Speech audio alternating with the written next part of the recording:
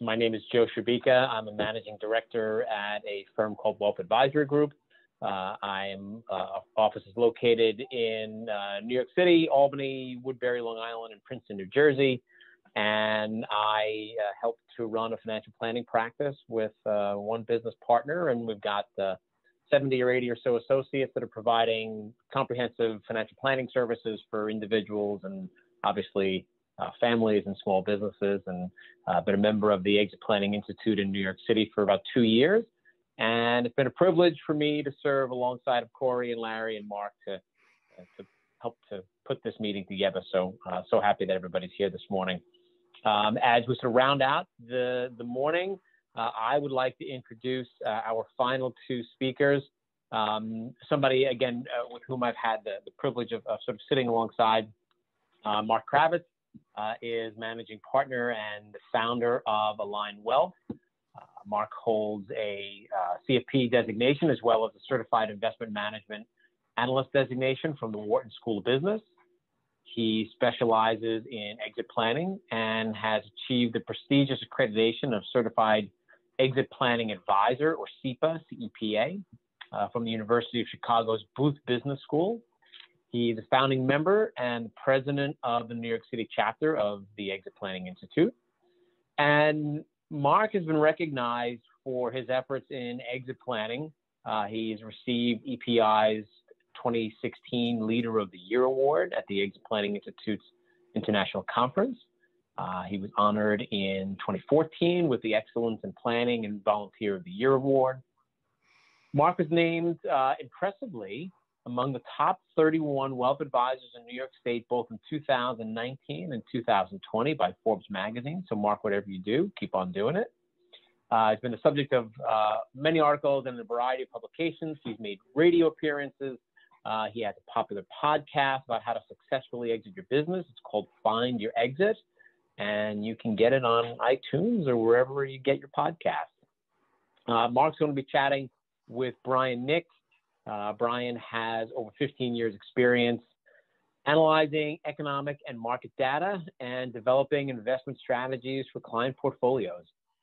Mark is, as the chief investment strategist, Brian, not Mark, Brian is a member of Nuveen's Global Investment Committee, where he works closely with the firm's investment leaders to identify investment trends and provide insights on events driving market activity.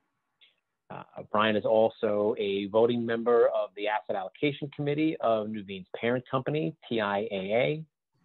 And previously, Brian served as head of tactical asset allocation for UBS Wealth Management Americas, and as a senior investment strategist at Barclays Wealth. He began his career in the markets group at the Federal Reserve Bank of New York.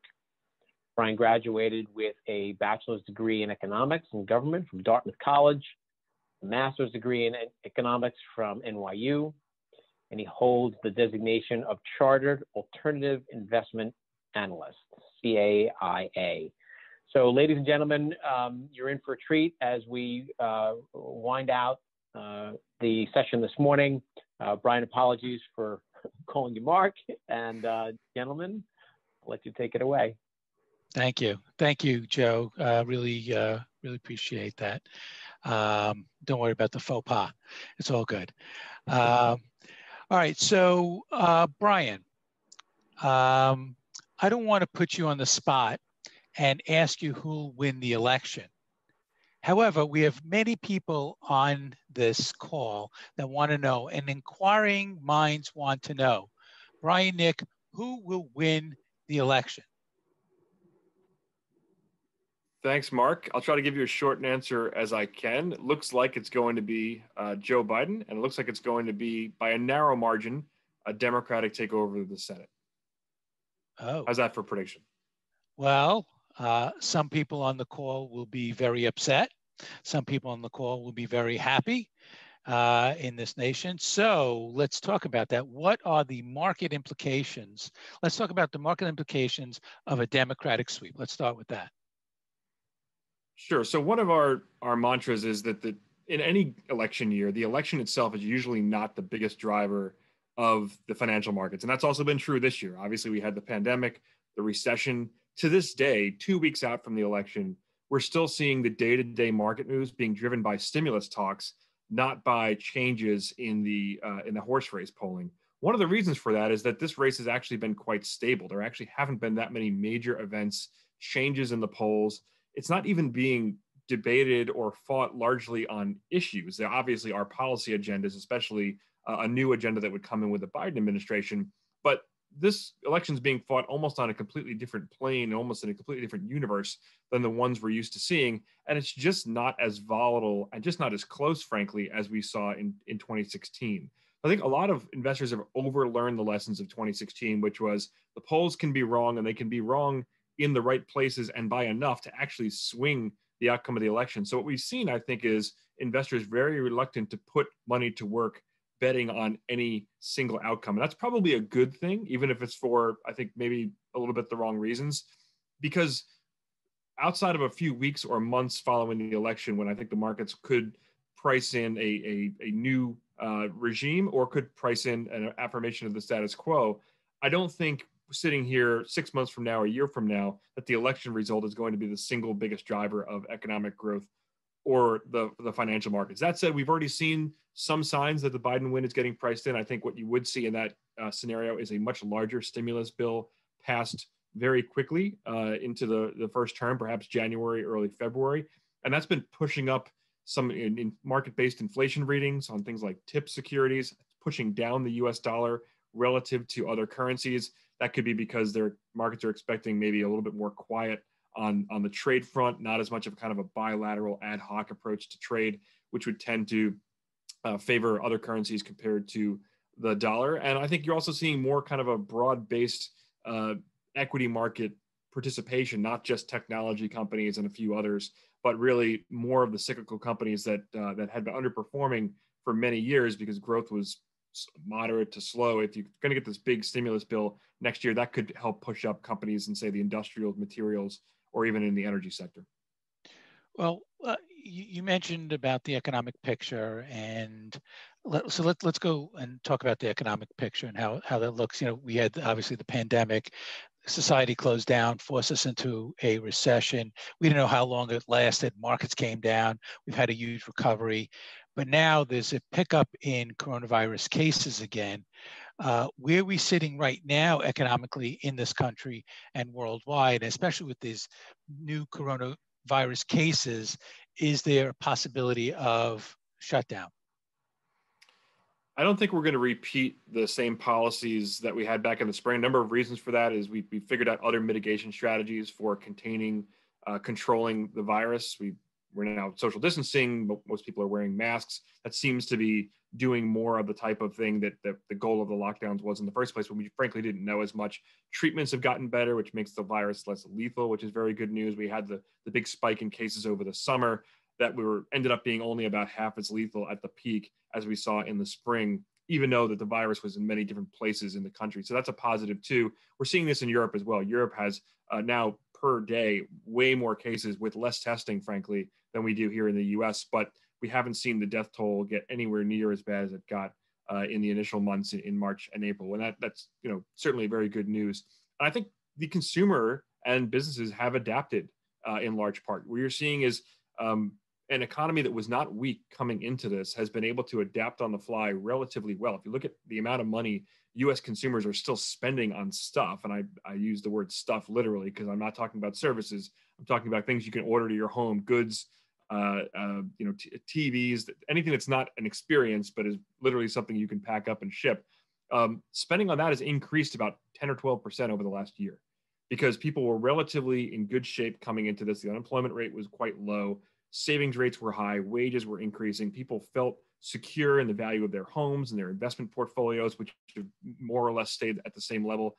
So the economy outside of the virus is not actually all that weak at the moment. Now, it can certainly get that way if we go too long with a high unemployment rate. We have people who we know are not in the labor force, who have dropped out of the labor force. That's certainly a worrying sign. And the presence of the virus or the resurgence is going to make it much harder for those people to be quickly brought back to work, whether they were temporarily laid off or whether they were maybe working at a business that failed. waiting for new businesses to pop up and take their place. All that is going to happen much more quickly, much more slowly, because we have this next kind of onset of the virus that seems like it's starting to take hold. And the fact that it's in so many more different states now, there are more states where the virus is becoming a big problem than there are where it's not. And that was not the case in April and May. And it wasn't even really the case over the summer, when it was a small number of states in the Sun Belt that was really driving a lot of the numbers. So this is not good news. I don't think it's going to knock us completely off the way it did in the second quarter. We have had a V-shaped economic recovery. It's not a full recovery, but it has been V-shaped. I think what we get from here is a bit more of a slog. Some parts of the economy that are able to function under this circumstance, that are continuing to improve under the circumstance, but also large parts of the economy that are going to continue to be in a state of depression unless and until there's a healthcare solution, meaning ultimately, I think, a vaccine. So I just want to go back to the election for a second. Back in 2000, we had a contested election. The battleground was in Florida. We didn't have a final answer until December 12th of that year, so about 5-6 weeks later. The markets came down. It didn't rally till after there was a decision. What's your thoughts on a contested ballot, especially since a fair amount of the ballots are coming in, mailed in votes? What do you think what kind of disruption could that cause the economy and also the United States? Yeah, so two questions here. One is, what's the likelihood of all this happening? And two is, what would the impact be on the markets and perhaps the economy as well? I think what we're more likely to see is states that are not counting their ballots. So that a lot of states have these ballots coming in, but they're not allowed to start counting until Election Day. So you could have the election hinge on states. I'm thinking specifically the states in the upper Midwest that we know surprised last time. Those are the states like Pennsylvania and Wisconsin, and I believe Michigan as well. They're not going to be starting to count mail-in ballots until Election Day. So we may not know the results in those states. So what we may get in election night is an apparent win by one candidate, but we just don't have enough information about the votes that are still yet to be counted. And there's a lot of uncertainty because we have such large percentages of people voting early in person or by mail. We don't quite know how that's going to cut with the election night count versus what's coming in the mail. So I think prolonged uncertainty for that reason, I think, is somewhat likely. Prolonged uncertainty because we have the whole election hinging on one state and it's so close that either side can claim victory. I think that's a lower likelihood. And what else was going on in 2000 was we were actually slipping into a recession later in that year. So the way the markets were behaving was, I think, yes, pricing in some uncertainty, although it didn't feel like the stakes in that election at the time were quite as high. Or maybe the differences between the candidates were maybe not as high that the market would price in one outcome or another swiftly. I think there was just uncertainty about the economic situation. Here, if you have an economy that is clearly expanding, albeit at what pace, I think we're a little bit less sure. Where we could see uncertainty impacting the markets is just from a prolonged counting, or I think counting of the incoming votes. And I think what that would make for is just a longer period of the same type of volatility and uncertainty we're going to have before the election, after the election. I don't expect us to see big dips in the markets or a huge economic shock as a result of that. I think it just means that the period we're in right now, where we're waiting to figure out the results, just gets carried forward a bit more. And one thing we've seen in the equity markets is they're starting to price out this scenario.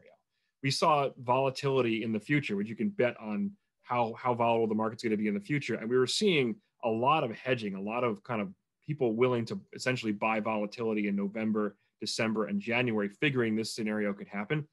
That has actually reversed to a large extent in the last couple of weeks, really since the first presidential debate and then President Trump's diagnosis of having contracted COVID-19. Now that the polls are a little bit wider, it's less like a 5 or 6% race nationally and more like maybe an 8 or 9 or 10% race nationally. That volatility that was priced in for after the election has been priced out to a large extent. So the markets are not expecting this to the same degree they were just a couple of weeks ago. Okay. It looks like the U.S. has lost some luster worldwide with the handling of COVID-19. And as a result, one of the results has been a weaker dollar. So I got a few dollar questions. Will the dollar lose the world currency, reserve currency? Will U.S. companies, businesses doing international business have a leg up with the lower dollar? And will foreign investors move money out of the U.S. markets because of that lower dollar? So three questions in one. Sure. So structurally, the U.S. dollar should be weakening over time. We know that things don't always happen in exactly as economists would predict, but running a very large budget deficit combined with a very large trade deficit, the way those two things tend to get resolved is you see your currency weaken substantially, which means you give your consumers a little bit less international purchasing power, but you give your exporters a little bit more competitive edge when they're selling overseas. So in theory, at least, the dollar is overvalued and should be weakening against a number of its peers, maybe more the emerging market currencies that have a somewhat better demographic and growth outlook than the developed currencies. I can't say that the dollar is that overvalued against, say, the Japanese yen, but I would say it's probably overvalued against, say, the Indian rupee over the very long term. The trade war threw this into a bit of flux too, along with, if you remember the last stimulus that we got back in 2017, 2018, a late cycle sort of counter-cyclical stimulus bill in the form of a tax cut that was not, offset by higher revenue generation elsewhere.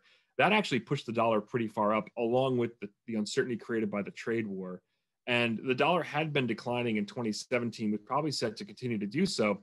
Now the U.S. gets this big kind of jolt to its economic growth in a year when other countries weren't doing something similar, and that's why the dollar entered 2018 and then continued out through 2019 so strong. And initially in 2020, when we were kind of in panic mode globally, the dollar still gets to be that currency of last resort. One kind of proof that the dollar is still the global currency of the dominant reserve currency in the world is that people still flock to it in a moment of panic. But since then, I think partially due to our specific handling of the coronavirus, but also I think due to the kind of the global nature of every central bank in the world cutting rates to zero, everybody doing fiscal stimulus, there's less of a reason for the dollar to be at such a strong level against currencies like the euro.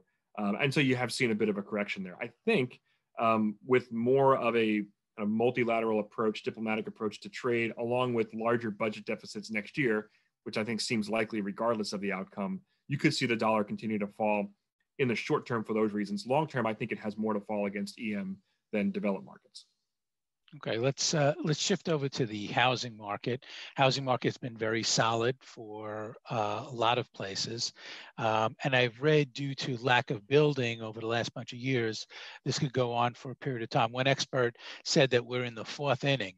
What's your thoughts, and could we have a rain out? Well, I don't think it's going to be the mercy rule. Let's put it that way. Okay. I do think that, we get almost every day, we get more affirmation that housing is arguably the strongest part of this recovery, which makes some sense, right? We have the lowest interest rates we've ever seen. We have the average U.S. consumer, average U.S. household that actually financially has not been overly impacted by what's gone on this year, still has, relatively good store of wealth, may currently be living in a home that has appreciated in value and may be looking to trade up. Home builder confidence is at an all-time high. We just hit a new high yesterday. It was expected to come back down, go from 83 to 82 on this survey, and it went to 85 instead. Those are sort of stratospheric numbers. This morning, we learned that building permits, which I actually look at as more of a leading indicator, because you can look at home construction, but you look at building permits, that's what people are about to do in the next 3 to 6 months. Those hit the highest level that we've seen since the beginning of 2007. So there's an awareness that we need to continue to build more homes for people who I think demographically we're going to be moving into homes anyway, but now maybe feel like they need more space. They've chosen maybe to live in a different place because of the pandemic and maybe the greater availability of work from home policies. So you're seeing, I think, probably urban home prices falling relative to suburban and exurban prices where people are looking to perhaps get more space. One note about the housing starts number this morning, the single family home starts number was very strong. Year over year, single family home starts are up over 20%, which is, for a year in which we've had a recession and a pandemic, is pretty good. And that, I think, that is one, due to demographics, but also two, maybe this is one of the permanent or semi-permanent trends that comes out of this year and comes out of our experience with COVID-19. So in lieu of time, I'm going to ask one more question, and then we'll go to the audience and we'll open it up for questions from the audience. So gold has been fantastic this year after not doing much for period of time. What's your thoughts on gold? Is it too late to be in gold? Is it still early innings? Is because we can have a lot of disruption in the markets and the pandemic that gold is going to be still valuable? What do you think of gold? So as a tactical investment, gold tends to do well when there's a panic, which we certainly saw at the beginning of this year, or when there's a sharp drop in what we call real interest rates. So think about the interest rate you're getting on a checking account, which I'm guessing is probably close to zero, and then think about subtracting inflation from that. So essentially letting that money sit in that low or zero interest-bearing account, it actually is losing value every year because of inflation. Inflation's not high, but even if it's 1 or 2%, that cash is worth a little bit less to you at the end of the year than it was at the beginning. Gold is seen as a good alternative to that type of investment. It doesn't pay you a coupon. It doesn't tend to grow with anything concrete over time like earnings, but it does tend to do well over short periods as a kind of a store of value trade. And one reason why it's gone up so much this year is we've seen both real and nominal interest rates on things like treasuries, corporate bonds, basically anything with a yield has gone down, whereas the attractiveness of gold is basically unchanged because it doesn't pay you an interest rate in the first place. One thing I'd say over the long term, gold does not tend to hold its value as well as other assets. If you kind of look from the years after the financial crisis when gold was doing really well to now, basically has not changed in value, kind of net to net. And almost any other investment, including cash over that time, has probably paid you a little bit a better rate of return than gold. So holding it for very long periods introduces the possibility that we'll start to see a normalization of the economy and a drop in the price of gold, at least relative to things like the stock market or the return you could get on a bond portfolio. So we don't love it as a sort of a strategic asset class, at least not one that's a huge part of your portfolio. If you need a little gold in the portfolio, helps you sleep better at night, I don't think there's a problem there. And I'm just going to slip in one other quick question, because you said it's going to be a Democratic sweep. Does that make municipal bonds much more valuable? Because it looks like the state rates are going to go up and our taxes are going to go up. So just a quick thought on that. And you're Naveen, so you guys know municipal bonds very well. We're in the muni business for sure. Yeah. So there's two potential tailwinds here, specifically emanating from the election. One is, as you said, the tax rates moving up in a vacuum. If you're a tax-sensitive investor, you prefer a vehicle that helps you avoid paying taxes, like a municipal bond. And if your tax rate goes from, say, 35% to 40% or 45%, however many of these kind of supplemental taxes you want to add in to figure out your highest marginal rate, then municipal bonds make more sense to you, and you might opt to buy more of them or hold more of them in a portfolio because they give you that extra tax advantage. That's one, and that we have to see taxes actually go up for that to happen. I don't think that's going to be the first order of business for even in the event there is a blue wave or a Democratic sweep. I don't think the first order of business is going to be raising taxes. That said, the first order of business may be doing a big fiscal stimulus bill. I think it's almost certain to be. And a lot of that fiscal stimulus, we know that Democrats want more aid to state and local governments who tend to be the issuers of municipal bonds. So from a credit perspective, it's not just the technical demand coming from investors who might be incurring higher taxes. It's also that there might be a better kind of credit picture for munis if there's more aid going from the state and local, going from the federal government to state and local governments. Combine that with the fact that already muni yields compared to treasuries and corporate bonds are already quite high because I think of uncertainty related to the pandemic and a little bit of maybe a liquidity issue left over from the February and March crunch that we got. We actually think it's a good time to be thinking about munis, and that election result would probably just deliver a little bit more of a tailwind than they already have. All right. Well, Brian, Nick, you said it all, and you heard it here. It's going to be a blue wave, whether you like it or not. A blue wave is coming, according to Brian Nick. Okay,